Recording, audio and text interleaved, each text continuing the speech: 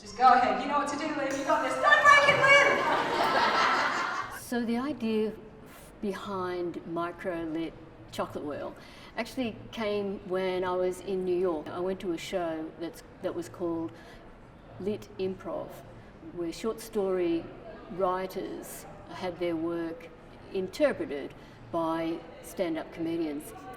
It was amazing, and I guess it was on the flight back that I started to think, hey, this would be really great to throw our microlits, our half-page stories, to an improv team. I asked around of who were the best improv team in Sydney, and Jane Watt and the Bang Bang Rodeo were hands up the best people to contact. It was endearing, and it was a lot of sharing and vulnerability, and I think that's what I love the most about improv, and I guess having the writers come today reading their own stories, like that is, you know, that's an extremely vulnerable thing for them to do as well, and it was really wonderful seeing the writers reading their own works and then allowing us, I guess, giving us permission to play with those themes and ideas from these worlds that they had created so beautifully. Was an absolute joy. Okay. Well, it's not me. I wouldn't be annoyed at my own toenails in the couch. There's one person who hasn't said a lot here. Traditionally, when you improvise, you might get something from the audience, like, you know, like a word or like a place or something. So having an entire world of a short story was incredible. There was so much to draw from, right from like the words and the phrases, the characters, the settings, especially as a musician, the tone of the story. There was so much to draw from. Like there was too much even to improvise with. So, you know, it made it such a joy, and there were so many ideas as well.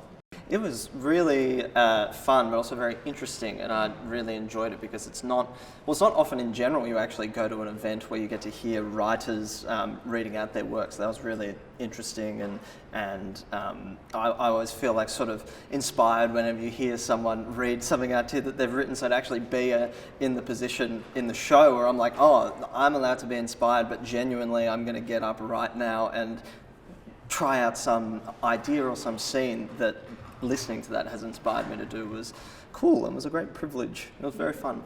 Just the chance, rhythm and speed of my steps as I walked along would be enough to slot one gear into another, mine into its, and there would be nothing I could do to prevent myself from being cranked along in its teeth.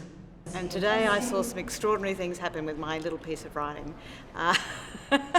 Little fragments coming to life, entirely different from my story and entirely connected to my stories. That was a fantastic experience. I found it exciting.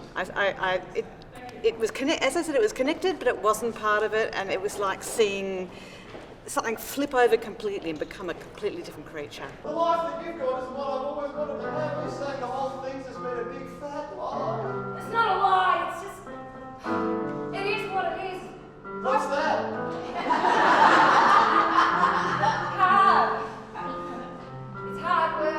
It was very cool.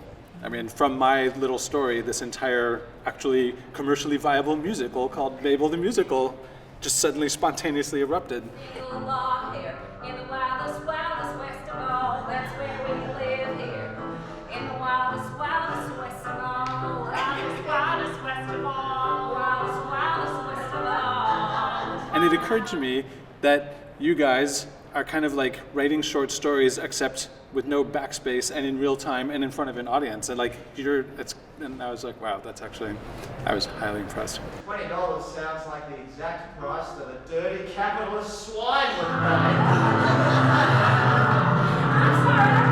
What do you think this is?